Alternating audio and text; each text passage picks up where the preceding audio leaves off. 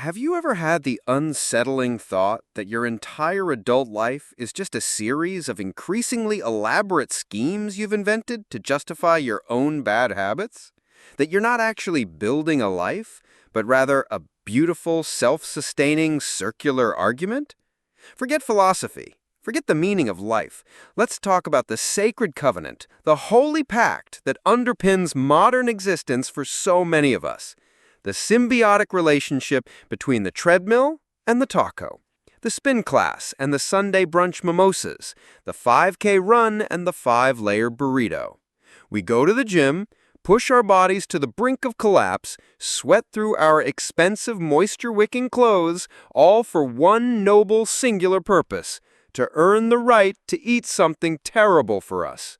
And then, filled with the guilt and the calories of that delicious, terrible thing, we find the motivation to go back to the gym.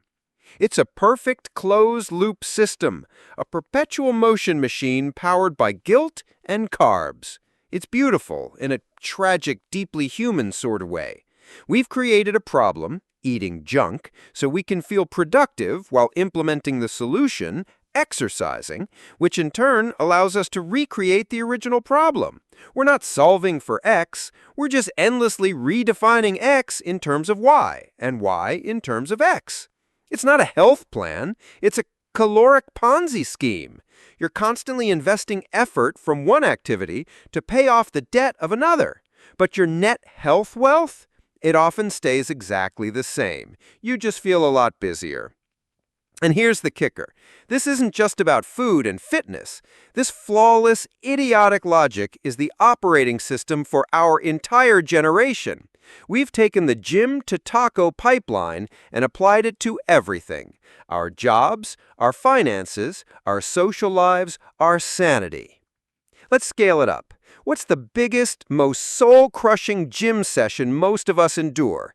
The 40-hour work week. Or, for the overachievers in the back, the 60-hour hustle culture marathon. We grind away at a job that, let's be honest, we probably don't love. We sit in endless Zoom meetings that could have been an email. We answer emails at 10 p.m. We sacrifice our time, our energy, our mental peace. And why? To make money. But what do we do with that money? We use it to buy things that make us feel better about the fact that we have to sacrifice our time, energy, and mental peace to get it. Think about it. You work a job you hate to afford a ridiculously expensive apartment in a city you're too busy and broke to enjoy. You earn a 2-week vacation, but you spend half of it checking your work phone by the pool, mentally preparing for the hell you'll return to. We call it work-life balance, but what we've actually created is work-life justification.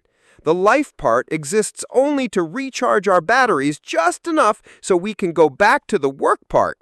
The luxury car isn't a reward for your hard work. It's the anesthetic you need to endure the miserable 2-hour commute your job requires. The fancy weekend brunch isn't a celebration of life. It's a desperate attempt to inject some meaning into a week that was otherwise devoid of it. We're not working to live. We're working to afford the elaborate coping mechanisms required to continue working. It's the same circular logic. The job is the gym, the paycheck is the pizza, and we are once again the hunt. Let's talk about social media. What's the problem we're trying to solve? Often it's a feeling of loneliness or disconnection. So what's our gym? We go online, we post, we scroll, we perform happiness. We craft the perfect image of a life well lived. But what's the taco we get in return? A short-lived dopamine hit from a few likes, followed by a long, slow-burning anxiety from comparing our messy, real lives to everyone else's curated highlight reels. This feeling of inadequacy and isolation then drives us back to the problem we started with, feeling disconnected. So what do? We post again, scroll more, looking for that connection, trapped in a feedback loop of performative happiness and quiet desperation. Or how about the news? The problem? The world feels chaotic and uncertain. We feel powerless. So the solution, our gym, is to become informed. So we plug into the 24/7 news cycle. We doom scroll through Twitter, watch cable news debates, read terrifying headlines about the economy, the climate, politics. We mainline anxiety, calling it staying engaged. And what's our reward? Our pizza? A feeling of being knowledgeable, maybe a moment of self-righteous anger, but the net effect is a profound sense of dread, anxiety, and even greater powerlessness, which, in a twisted way, makes us feel like we need to consume even more news to find a solution, to find that one piece of information that will make it all make sense. We are on a doom-scrolling treadmill, running at full speed, going absolutely nowhere, and paying for it with our peace of mind. In each one of these scenarios, the thing we call the solution isn't a solution at all. It's a justification. It's a co-conspirator. The gym doesn't solve your bad diet, it enables it. The big paycheck doesn't solve your soul-crushing job, it chains you to it. The social media feed doesn't solve your loneliness, it monetizes it. So why? Why are we so committed to these self-defeating cycles? Because it's easy. It's a script. The rules are simple. Run 5 miles, eat the donut. Work 50 hours, buy the fancy watch. Feel sad, post a selfie. The cycle, for all its flaws, provides structure. It gives us a sense of control, a feeling of cause and effect, even if the entire system is fundamentally irrational. Breaking the cycle is terrifying.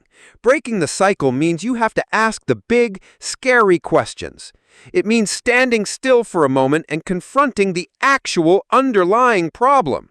Instead of asking, how many miles do I have to run to burn off this pizza, you have to ask, what is my relationship with my body and my food, and why do I tie it to punishment and reward? Instead of asking, how much do I need to earn to make this job bearable, you have to ask, what kind of work would actually bring me fulfillment, and what am I willing to change to pursue it? Instead of asking, how can I project a happier life online, you have to ask, what real tangible steps can I take to build genuine connections with people in the real world? These questions are hard. They don't have simple answers. They require vulnerability, courage, and the willingness to admit that the path you're on might be a circle. It's much easier to just put on your running shoes and keep the whole absurd carousel spinning. So the next time you find yourself on a treadmill, either a literal one at the gym or a metaphorical one at your desk, take a second to ask yourself a simple question. Are you running towards a destination, or are you just running to justify the next meal? Are you building a life, or are you just financing the cost of your own exhaustion? And the most important question of all, what would happen if you just stepped off the wheel? What if you decided you could have the pizza without the penance and the joy without the justification? What parts of your life are you running in circles in simply because you forgot you have the power to stop?